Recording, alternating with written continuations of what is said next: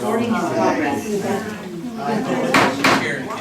Good evening. I'd like to call the July 2nd legislative meeting to order. Everyone please rise for the Pledge of Allegiance. Pledge allegiance to the flag of the United States of America and to the republic for which it stands, one nation, under God, indivisible, with liberty and justice for all. Alright, thank you all for coming. I want to say just one quick announcement.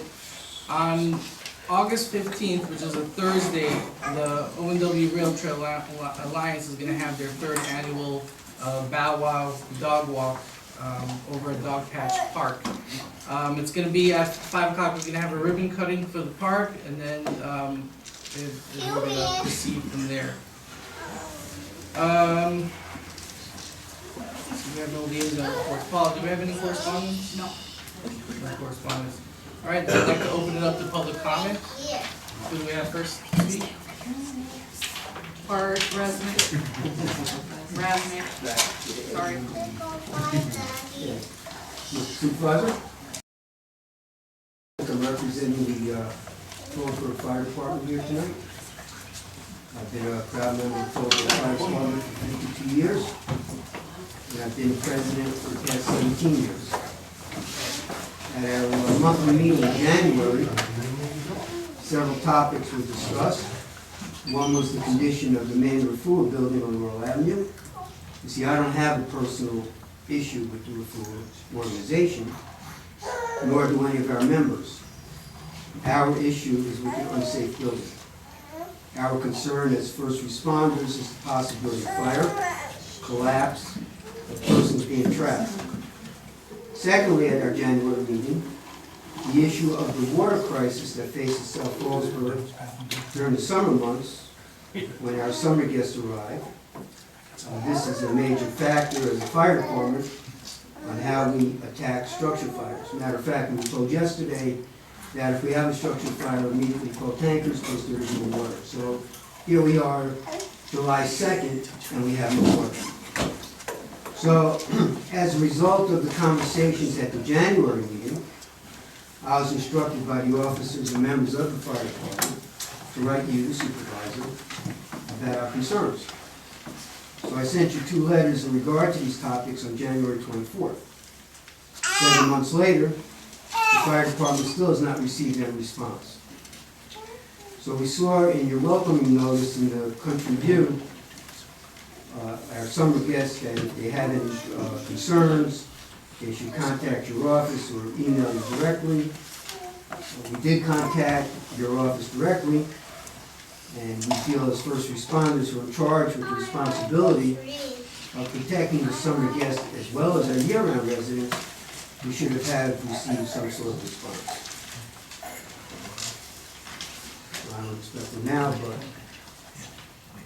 we would appreciate some kind of letter sent to the fire department. Thank you. Thank you. Mary Adams.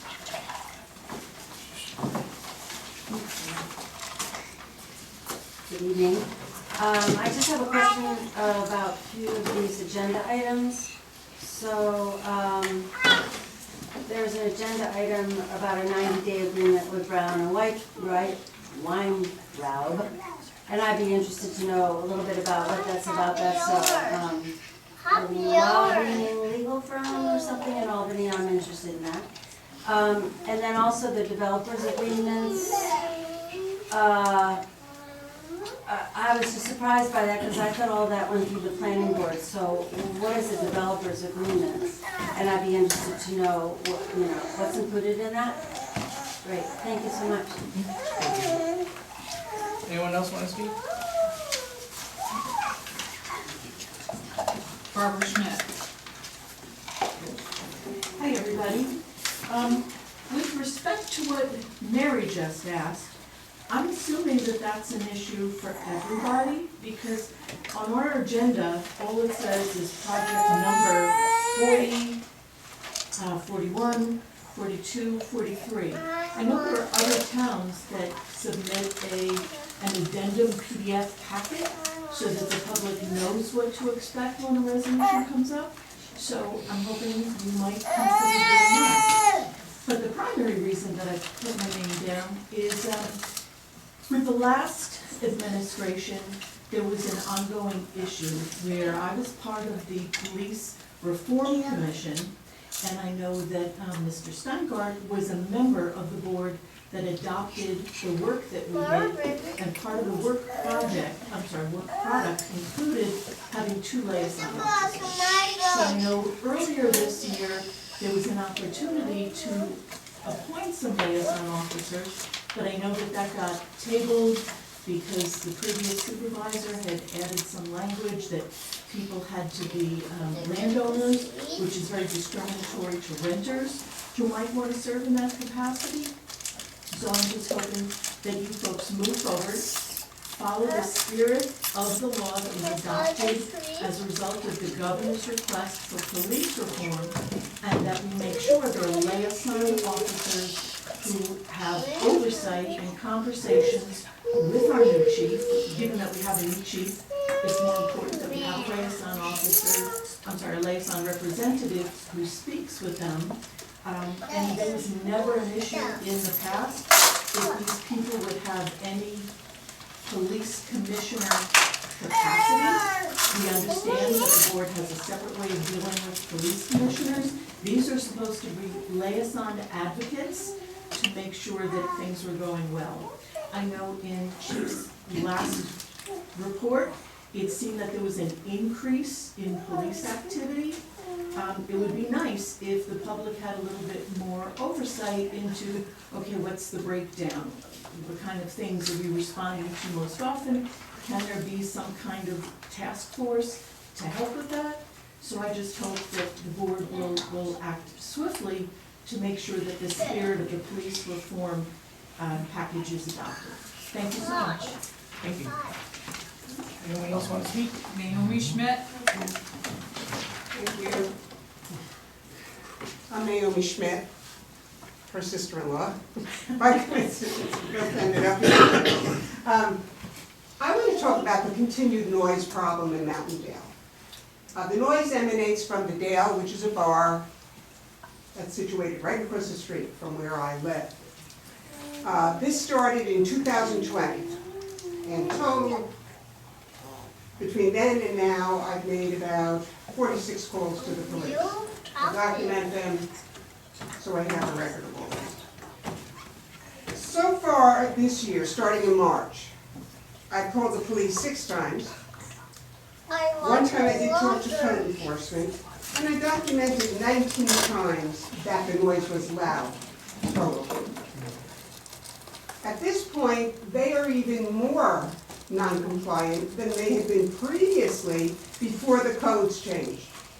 The noise control codes, which I have studied over and over again, so I know what the rules are, what the laws are. Now they start their noise at 10 o'clock at night, as opposed to thinking they have to stop it at 10. Now they start it, not all the time, but they will start it when they do open mic night. So people get up there and do their thing, and the noise is loud. The door is always open, never shut. So I've studied the new rules, and they are so non-compliant. I want to know, what can you do to bring this under control? It's been going on. I've made a police report. I've talked to 3 different supervisors. It doesn't stop. They haven't suffered enough consequences to stop, because there's no reason for them to stop. A police person comes and says, oh, please turn the noise down. So they turn the noise down. But I don't call all the time. There's plenty of times where they're non-compliant, but my rule of thumb is, if I can hear it in my bedroom, then I'm calling the police, because I want to go to sleep. But for 4 years, I haven't been able to use my living room for maybe anywhere up to 4 or 5 nights a week for maybe 4 hours a night, because the noise is coming into the house. And I'm not going to confront them. They know what the rules were. I don't know if they know the new codes. I don't know at all. if they do. But they knew in the past, didn't make any difference. So I wanna know what we can do. I mean, short of me having to get an attorney to sue them, and then also file complaints in Albany with the liquor board. So, you know, what can we do? I'm not the only one who's being inconvenienced. And the reason I'm here tonight is because it's July 2nd and July 4th last year, all hell broke loose. Where fireworks were set off in the middle of the street, right in front of my house, in the middle of the street, 1:30 in the morning. And the Dale said, we didn't do it, our customers did it. Well, I can guarantee that Dale did nothing to stop it. And then there's a lot of other issues that the Dale is involved in, which I'm not gonna go into, I'm just here to address the noise. But, you know, what can we do? No discussion? Oh, Okay. it's public comment, I I'm sorry? apologize. It's public comment, I apologize. Okay, yeah. Well, that's the problem now, Dale. I live across from this. Okay, thank you for the time and the opportunity. Thank you. Anyone else want to speak? Anyone online? No. All right, I'm gonna go ahead and close the public portion, and let's move on to our agenda items. All right, so the first four items have to do with personnel matters. First one is to, for our, I guess, a building inspector. He was promoted, however, the board did not set a salary, so we're coming back to, I guess, finish the job and set that salary. So number one, motion to approve a yearly salary increase of for Wesley Castillo to $55,500 effective 6/6/24. Motion. Second. I have a motion and a second. All in favor? Aye, motion passes. Number two, this is a motion to reinstate Steve Burke as a court officer effective as 6/24/2024. Motion. Second. I have a motion and a second. All in favor? Aye, motion passes. Number three, this is to, well, at the request of the police chief, is to hire one of our four allotted dispatchers as a part-time dispatcher. So this one is simply a motion to approve employment for Sarah McDowell as a part-time dispatcher with a starting salary of $25 per hour, effective 7/1/2024. Motion. Second. I have a motion and a second, all in favor? Aye, motion passes. This one, number four, so this one, a little bit personal for me. This is for somebody that I've been following their career for almost a decade now, going all the way back to when he was a probation officer in the county, and we've had, some positive interactions. And so it is with great pleasure that I'd like to forward this motion. Motion to approve the provisional promotion of Kyle Gerain to detective with a salary of $90,413.50 effective July 1st, 2024. Motion. Second. I have a motion and a second. All in favor? Aye. Aye. Motion passes.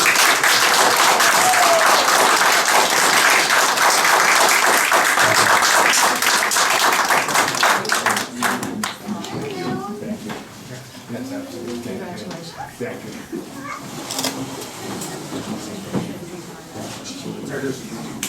So, I got something for you too. So this job, I know this job better than everybody. Travis did this position for 16 years together. You're occupying the slot that I left empty, and I can't be more proud than to give you my shield as detective until your shield comes in, man. So excited.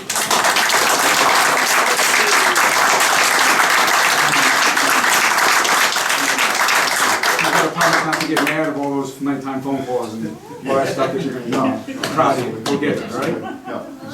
That's so nice. Can we picture? Yeah, if you don't mind. board. Just- Okay, how about the board? We're almost there. You're 351, I'm 354. No one will ever know. Yeah. It's close. get in front, why, because I'm short, that's not fair. No, that's fine. Oh, jeez. No, we'll play a little bit, yeah. Okay, Nate, but it's Nate, 1, 2, 3, Jackson Paula, smile. Okay. Paula doesn't know to smile. Ready? 1, 2, 3, smile. Jeff did. Okay, how about all our officers that are here? All our officers that are here, come on up. So you can stand behind me, I'm taller than you. It's okay.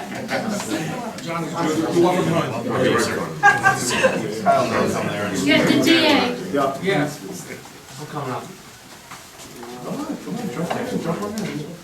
We need a bigger room. You're gonna cover me?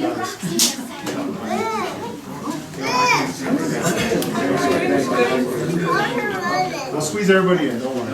Everybody be close. Kyle on there in spirit, bro. Nate, just keep smiling. Okay, ready? 1, 2, 3, smile. Okay, now the family?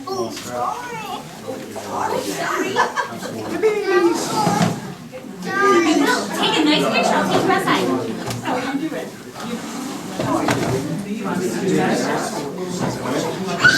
Yeah. Smile nice and I'll take you outside.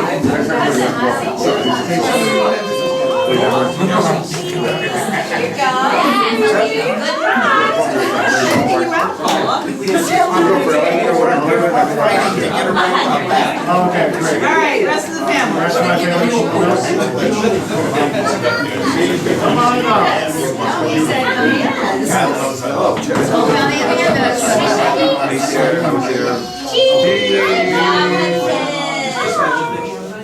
Yeah, they do. They do more than you do.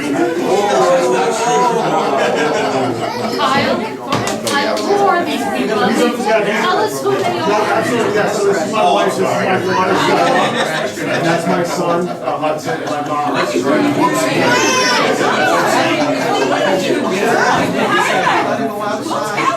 Tracy, could I have Brian in the picture, if you don't mind? Can you, somebody get Brian? Brian. You wanna go outside for a minute? Okay, I'll take this.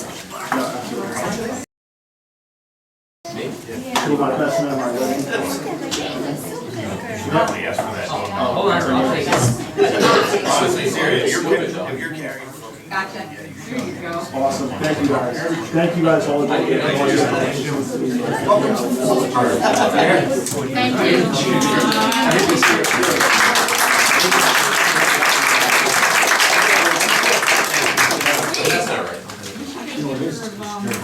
The two detectives.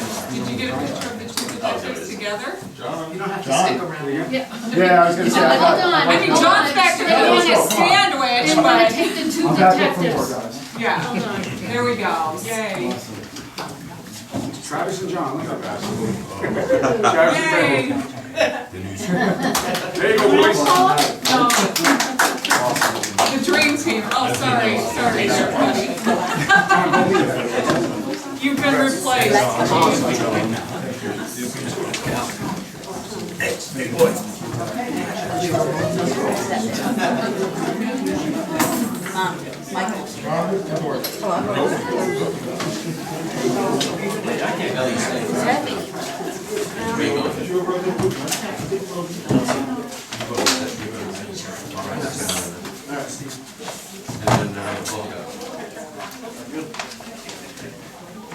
Okay, all right, so now that everyone's filed out, we can move on to the next, we can move on to our resolutions for tonight.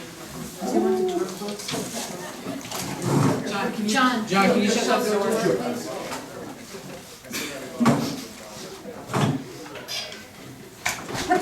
You didn't have to step out. All right, so number 5, this is a resolution to approve contractors for the building department orders to remedy violations. So essentially, we've come across an issue where, you know, we have to use contractors to do a demolition or to clean up yard waste, things of that sort. But we'd have to go through procurement policy each and every time to get it done, and it's kind of time consuming. So the idea is to have a list of approved, a rotating list of approved contractors for these various, for the various needs, to be able, for the code enforcement officer to utilize when needed. And I don't think there's any other provisions here, that's primarily the reason. I believe we can use contractors for up to $5,000, and then we would have to get board approval after that. Mostly mowing roads. Mostly Yeah. mowing grass? Yep. Alright, so number 5, resolution to approve contractors for building department orders to remedy violations. Do I have a motion to approve? Motion. Second. I have a motion and a second, all in favor? Aye, motion passes. So next one is a 90-day agreement for Brown and Weinrab. So they are our lobbyists to the state, and they're working with us to gain grants and help us with, finding additional grants. And for the last year, they've been doing work for the town at a rate of $10,000 per month. When this board came to review their work product, we decided that it wasn't necessarily worth that kind of money. However, we decided to give them a 90-day trial period for which they've actually done quite a bit of work. So they were asking for a 1-year agreement, but this board only had the appetite to give them an additional 90 days with a 5-day out. So at any point with 5 days notice, we can get out of the contract if we feel that they're not performing as they should. So, number 6, resolution to approve Supervisor Ben Simone signing a 90-day agreement with Brown and Weinrab. Do I have a motion? Motion. Second. I have a motion and a second, all in favor? Aye, motion passes. Alright, so the next two are developers agreements. One is for Chestnut Court townhouses, the other one's for Sapphire Estates. So essentially, we're at a point in the process where they are seeking to close on some of the homes in those developments. However, there's a number of checklist items that they have yet to complete, none of which are safety related, has to do with like moldings and, aesthetics. But they are requesting to move ahead with the closings, but we still have all these checklist items that need to be done. So the idea of the developers agreement is that they set money aside in escrow, and as they're performing the items on the checklist, we slowly release those funds, and if they don't perform what's needed on the checklist, then the escrow is designed to more than cover what it is that they need to do. So with Chestnut, their escrow is $172,738.54, and with Sapphire, it's $431,019.47. This is what we determined would cost for the town to go in, or for that matter, for the residents there, because they would be, in some kind of civil, litigation if the developer did not meet all those agreements. So the idea of the escrow is that the money is set aside, and as they perform the work, we will release the escrow. Obviously, they'll submit invoices and things of that sort. And once they've completed all the items, we will release the escrow back to them. So the first and foremost, when determining whether or not we should go into these developer agreements, the main thing to consider is that on the checklist that they're required to perform, none of the items are safety related, that would impact safety. It's really just kind of odds and ends that they need to complete in order for us to issue the certificate of occupancy. So, number 7, resolution to approve developers agreement for Chestnut Court townhouses, project number 42. Do I have a motion to approve? Motion. I have a motion, do I have a second? Second. I have a second, all in favor? Aye. Aye, motion passes. Number 8, resolution to approve developers agreement for Sapphire Estates, project number 43. Do Do I have a motion to approve? Motion. I have a motion and a second, all in favor? Aye, motion passes. Alright, so at this point, I will entertain a motion to enter into executive session for the purposes of discussing personnel matters related to specific personnel. Motion. I have a motion Second. and a second, all in favor? Aye. Aye, motion passes. We don't anticipate any further business after executive session. I want to thank everyone for coming tonight, and with that, we are adjourned. All right. Like I said, just let's change. You see something, say something. I'm gonna have to do as a motion That's this post. Hello? It's coming today. I know. I said I did.